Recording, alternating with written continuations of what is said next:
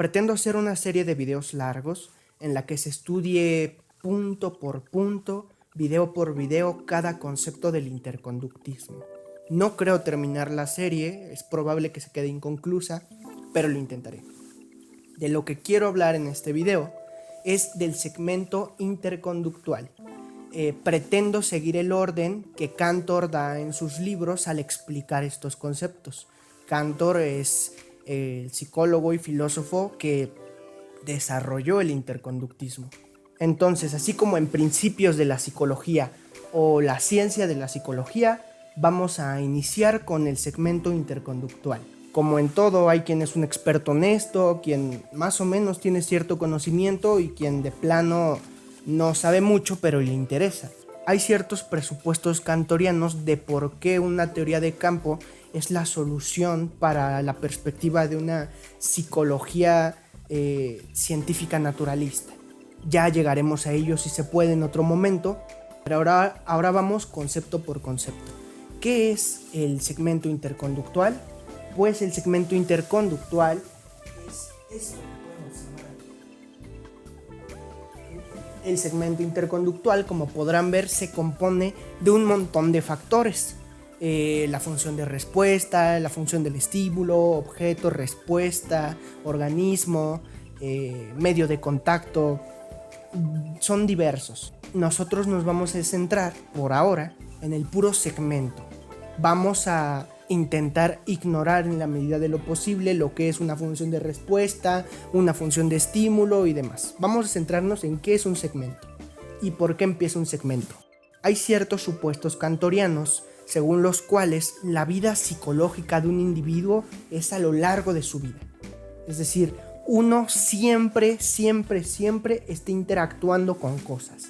Uno nunca se comporta con nada, es decir, uno no se comporta al vacío. Siempre que te comportas con algo. Aunque estés así nada más, estás interactuando lingüísticamente con algo. Por ejemplo, pero en la semana que viene voy a tener mi examen profesional y en mi examen profesional quiero hablar de la imaginación. Ahí estoy interactuando con estos objetos de estímulo. Siempre. Entonces, esta vida psicológica podemos compararla como un río que fluye. Siempre está fluyendo. Como una línea. Imagínate una línea.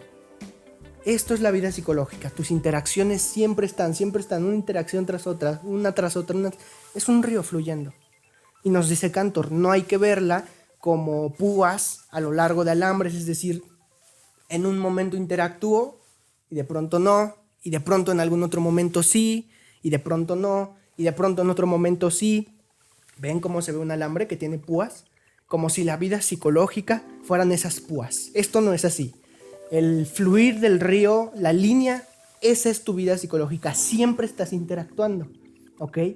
Pero aquí se viene una aparente problemática. Si estás viendo la psicología como una ciencia natural, tienes que tener datos psicológicos fiables, ¿cierto? El rigor científico nos demanda describir los hechos psicológicos, es decir, nos demanda a separar los actos, las unidades de acto observables. Pero si la vida psicológica es como un río que fluye, si es algo que siempre está pasando, ¿cómo vas a poder separar un acto psicológico de otro si es algo que siempre va, que siempre está, siempre se interactúa con cosas? ¿Cómo se va a hacer? Cantor nos dice, no te preocupes, parece un problema pero no lo es. Nuestro rigor para obtener nuestra unidad analítica por excelencia es el segmento interconductual, que es como si a esta línea la cortaras, cortas, pero tú cortas donde pones el ojo. Es decir, sabes que siempre se está comportando la persona, el organismo con algo. Entonces tú cortas y eso que cortas es tu unidad de análisis, que es lo que les mostré, la cual contiene una interacción entre un estímulo y una respuesta. Para que se vayan mentalizando, Cantor podríamos decir que tiene tendencias atomistas en el sentido de que él siempre quiere irse a la unidad más última analizable. Es decir, bien, tenemos todo el flujo, toda la línea, que es la vida psicológica, la vida de un individuo. Ahora la cortas para poder ver su interacción en ciertos casos. Esa es la unidad analítica más simple, ¿ok? La interacción entre una respuesta que se corresponde con un estímulo, la interacción mutua, se comporta el uno con el otro. Ahí está tu unidad. Pero eso no es todo, porque la respuesta se compone también de sistemas reactivos, de sistemas reaccionales, se dice. Y el estímulo también depende de varias cosas. Vamos entrando poco a poco en ello, pero para que se vayan dando una idea de qué trata este asunto. Entonces tenemos que el segmento conductual es nuestra unidad descriptiva, es nuestro acto psicológico, por excelencia la unidad de análisis. Para que se vaya entendiendo poco a poco, lo diré así, pero no es tan simple. Si quieres ver las interacciones de imaginar de un individuo, de toda la línea, cortas. Esta es una interacción de imaginar, sigue, cortas. Esta es otra interacción de imaginar. Y cada que digo cortas, tomas un segmento interconductual, tomas otro segmento interconductual para poder hacer tu análisis, si no, ¿cómo? Con esto en mente, pasemos a los componentes del segmento interconductual, el estímulo y la respuesta, diremos por ahora, parcialmente. ¿Cómo podemos describir su relación? El estímulo y la respuesta son factores recíprocos. Uno no puede ocurrir sin el otro. Son dos caras de una misma moneda. ¿Entendido? Cantor nos dice, probablemente la mejor manera de describir una respuesta es decir que es algo que el organismo y el objeto estímulo hacen con respecto a cada uno.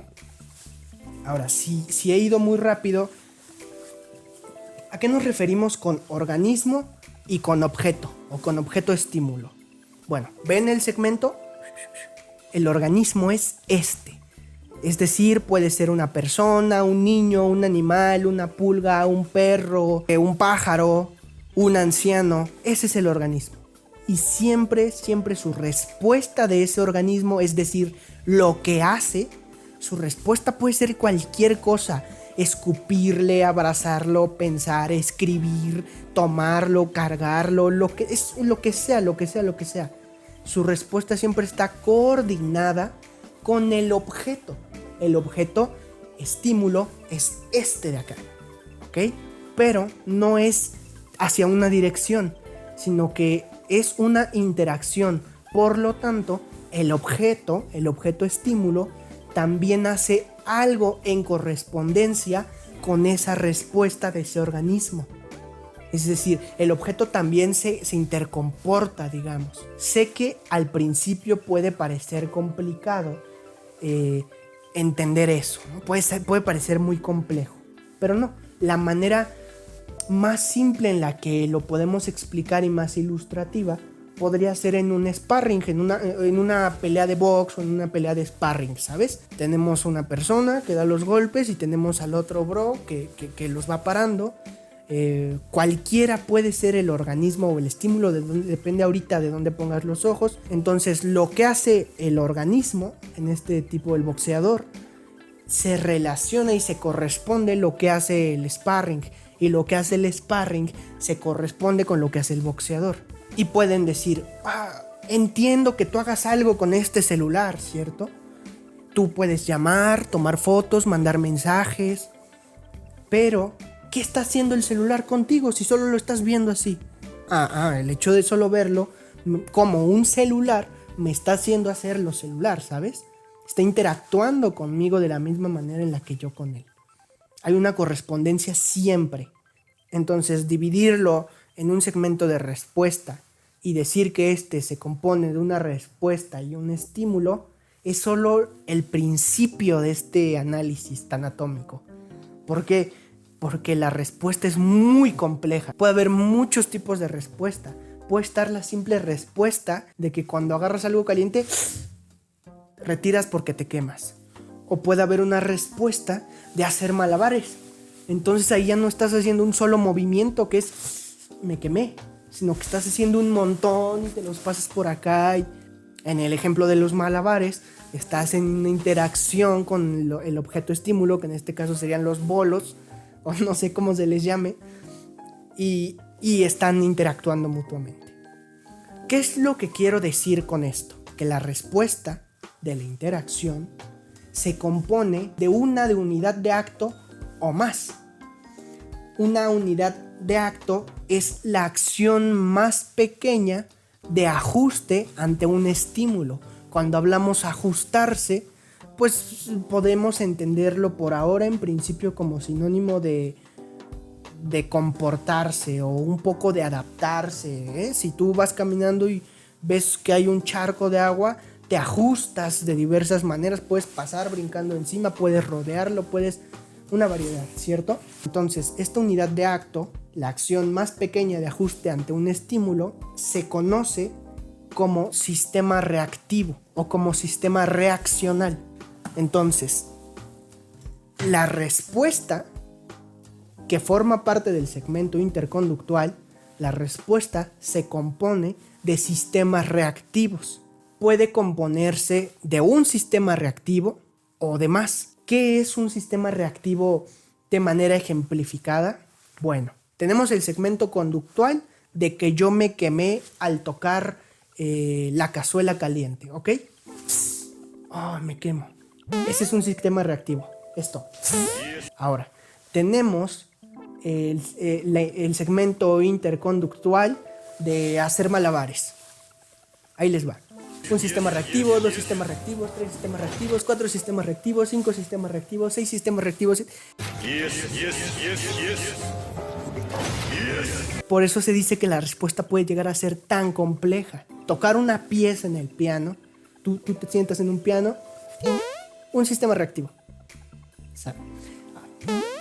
Chopin, acá, algo perrón, varios sistemas reactivos. Cuando hay más de un sistema reactivo en la respuesta, estamos hablando de que hay un segmento conductual complejo. Si hay un solo sistema reactivo en la respuesta, como es el ejemplo más simple de retirar tu mano cuando te quemas, estamos hablando de un segmento interconductual simple. ¿Ninguna duda hasta ahí? Entonces, así como la complejidad o la simplicidad de un segmento interconductual depende de la respuesta, de cuántos sistemas reactivos tiene, si solo tiene uno y demás, también depende de la naturaleza del estímulo. Cantor nos dice, nosotros necesitamos solo preguntar si la persona está reaccionando a una cualidad de un objeto particular, es decir, a su calor, si te quemas, o a todo un objeto particular, o a una persona y sus acciones o actitudes, o a un evento o a una catástrofe, un tsunami, por ejemplo. ¿Por qué es esto? Porque recordemos que van uno a uno. Es la interacción entre el estímulo y la respuesta. Quizá, y así es a veces, entre más complejo es el estímulo, pues más compleja va a ser la respuesta. Ahora, esto es importante. Cuando tienes más de un sistema reactivo en una respuesta, se va a llamar patrón de respuestas. Siempre que hay un patrón de respuestas, entonces estamos hablando de que el segmento interconductual es un segmento interconductual complejo. Así, no puede haber un patrón de respuestas, es decir, varios sistemas reactivos, y que el segmento interconductual en el que se componen sea un segmento interconductual simple. No, eso no es así. Entonces, segmento interconductual simple se compone de la interacción entre un estímulo de naturaleza simple, una respuesta que solo se compone de un sistema reactivo. Sistema interconductual complejo se compone de la interacción entre una respuesta y un objeto estímulo en el que la respuesta tiene más de un sistema reactivo y en el que este sistema reactivo, esta suma de sistemas reactivos se conoce como patrón de respuestas. Es que miren, lo que estoy sacando es de principios de la psicología de Cantor y de la ciencia de la psicología. En los dos va hablando de lo mismo, no obstante en este lo desarrolla más los temas, les recomendaría que lo leyeran mucho, y en este te los da más digeridos ya.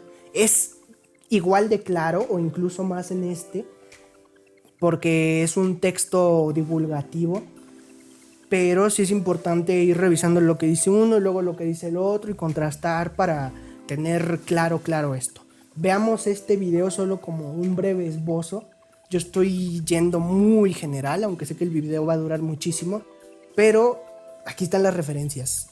Entonces tenemos el fluir de la vida psicológica, que si lo cortamos tenemos interacciones. Esas interacciones constituyen segmentos interconductuales, que es el modelo de campo, por eso se conoce como el modelo de campo, y estos segmentos interconductuales se constituyen de la unidad singular de análisis, que es la respuesta y el estímulo en interacción. Y la respuesta se puede constituir de un sistema reactivo o más, y la naturaleza del objeto estímulo puede ser simple o compleja. ¿Ya? ¿Hasta ahí? ¿Ahí vamos? Ok. Ahora está este ejemplo, lo pueden ver solo para repasar lo que estábamos comentando. Vamos a decir que esto es un segmento interconductual ultra simplificado, un segmento interconductual simple que tiene una respuesta simple, que la respuesta simple sería alejar la mano cuando el objeto está caliente, ¿ok? Ahora, una respuesta compleja pues sería ante un sonido fuerte o ante un sonido bajo, atender, es decir, voltear, así como ¿qué está pasando? Percibir el sonido, y el acto final, que sería bajarle, o el acto final, que sería subirle. Si se dan cuenta, ahí hay 3 sistemas reactivos. Entonces, en este último estamos hablando de un segmento interconductual complejo. Es que si se dan cuenta, leer a Cantor es rico y es muy simple en realidad. O sea, no, la idea de que los interconductistas son muy complejos y demás viene de otros autores, por ejemplo, y en especial de Ribes y los interconductistas en su mayoría ribesianos, porque Cantor, clarísimo, o sea, el tipo va parte por parte, te da un montón de ejemplos, te pone dibujitos, ya nada más le faltó que su libro trajera colores para que los colorearas. Vamos con otra parte importante. Los patrones de respuestas hay en varios tipos. Hay patrones de respuesta precurrentes y patrones de respuesta finales. Cuando hablamos de un patrón de respuesta precurrente, hablamos de varios sistemas reactivos que son una respuesta, que son antes de que inicie la interacción como tal, digamos. El patrón de respuesta precurrente te lleva a un patrón de respuesta consumatorio. El patrón de respuesta precurrente puede ser, por ejemplo, atender a algo. Te van a decir, mira, están saliendo un montón de topos, tú tienes el martillo, pon atención porque les tienes que pegar y se van a ir metiendo. Entonces, el patrón de respuesta precurrente pues sería estar así, ¿no? O ver un topo. O en algún caso podría ser escuchar una canción o un ruido muy fuerte y percibes. Ese podría ser un gran ejemplo de un patrón de respuesta precurrente. Ahora, el patrón de respuestas consumatorio nos habla en específico de actos efectivos. De pronto suena muy duro un sonido de tu computadora y le bajas. Ese acto efectivo de bajarle es el patrón de respuesta consumatorio. Y Cantor en este libro hace la diferenciación entre un patrón de respuesta consumatorio y un patrón de respuesta final. El patrón de respuesta final son actos que él llama aquí como conducta implícita. Quizá puede ser un pensamiento, ya luego hablaremos qué es un pensamiento desde el interconductismo, pero para ejemplificarlo, algo que está implícito, digamos, algo que no implica una conducta efectiva, como es mover un lugar a otro y cosas por el estilo. Es importante tener presente que en la interacción del segmento interconductual están los sistemas reactivos centrales, que son como los importantes, digamos, y por el otro lado están los sistemas reactivos biplay. Me parece que lo tradujeron como periféricos. No son tan relevantes como los centrales, pero son del tipo, el jugador de tenis está pensando ahorita, tú puedes, échale ganas, o hoy ya me estoy cansando, pero tengo que seguir porque tengo que ganar esa medalla olímpica para México. Esos serían los sistemas reactivos periféricos. Es todo un tanto implícito que la persona se está diciendo a sí misma y que no se relaciona y no afecta del todo la interacción como tal. En cambio, los sistemas reactivos centrales, en el ejemplo del jugador de tenis, pues sería el tipo dándole a la pelota y corriendo de un lado y brincando. Y, por ejemplo, en este texto ya no hay mucho que decir sobre el segmento interconductual. Te da varios tipos de segmento interconductual, ejemplos breves, pero todavía en principios de la psicología hay más para hablar del segmento interconductual. Es importante que cuando lean algo que les interese, ya sea en PDF, o hagan sus notas, hagan un esquema y vayan haciendo sus notas sobre los conceptos nodales, esos conceptos nodales que te van a llevar a otros. Hagan un esquema de mapa conceptual. Yo al principio pues le pongo varias etiquetas. Primero empecé a rayar el libro y después me sentí mal. Entonces le empecé a poner etiquetas y ya después fui haciendo lo demás. Puede haber muchos sistemas reactivos precurrentes y de muchos tipos, nos dice Cantor. Los más importantes son los sistemas reactivos precurrentes preparatorios y los sistemas reactivos precurrentes anticipatorios. Hay una diferencia entre ambos. Por un lado, los preparatorios sirven para preparar a la persona a su respuesta final o consumatoria. Estos son generalmente reacciones perceptuales. Atención, percepción. Te preparan para algo. Tú vas caminando y de pronto escuchas que atrás de ti va un camión y te hace pipi. Ese es un sistema reactivo ese es un sistema reactivo preparatorio. Entonces, cuando tú escuchas eso, te preparas y ¡fum!, te avientas y ruedas porque si no te van a atropellar. Y estamos hablando aquí que preparan a la persona para la respuesta final consumatoria, es decir, la preparan para reacciones efectivas, como por ejemplo, alcanzar una llave, ¿sabes? La volteas a ver y ya después.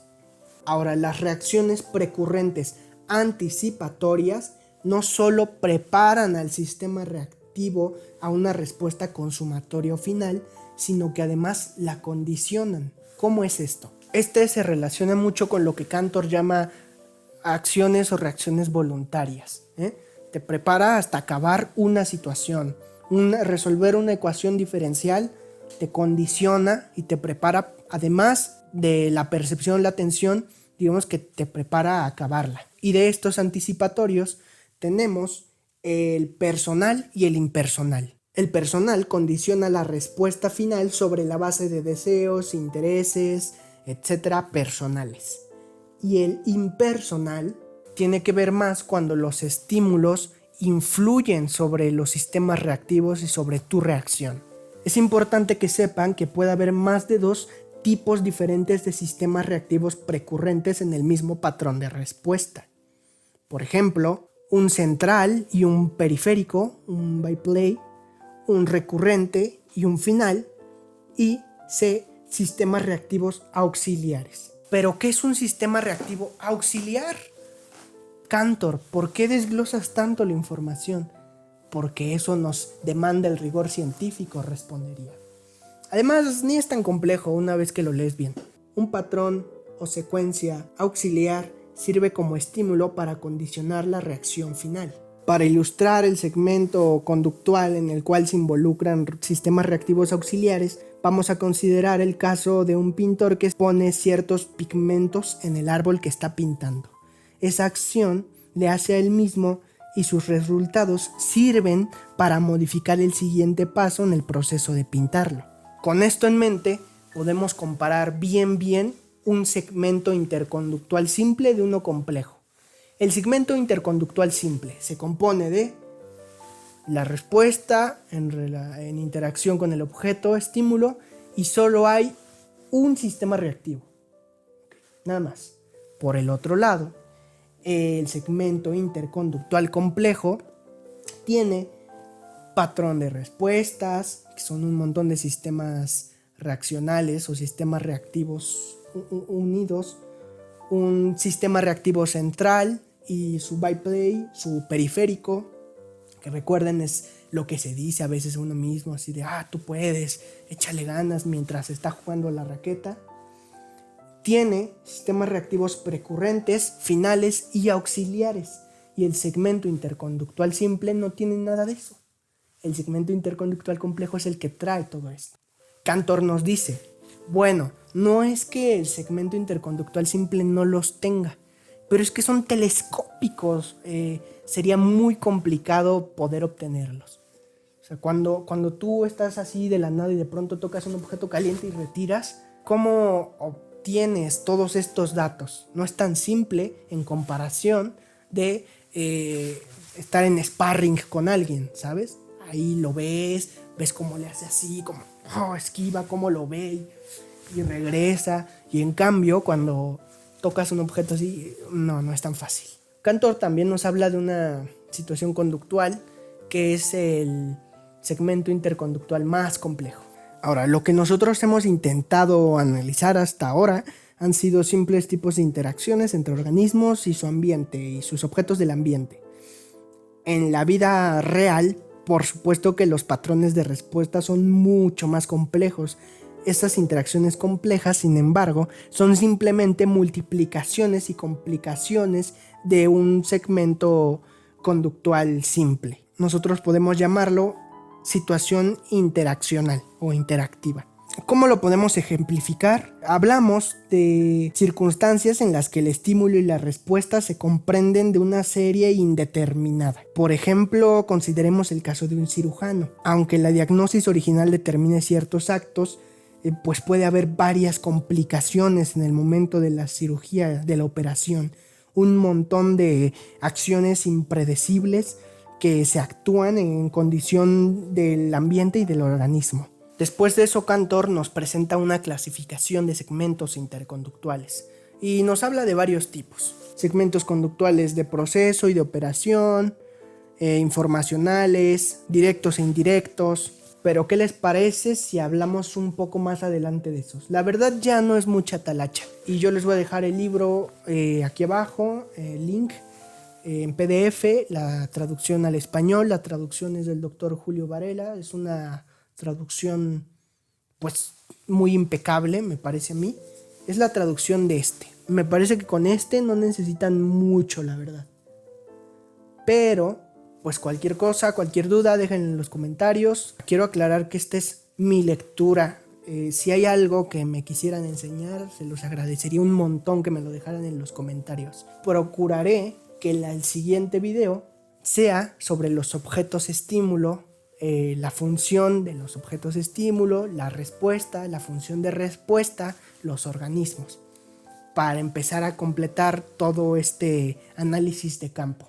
Pero depende de la respuesta que tenga este video, porque igual me ausento mucho y bueno, ya verán. Si se quedaron a ver el video hasta acá, muchas gracias, que tengan buena tarde, buenos días, buenas noches. Nos vemos.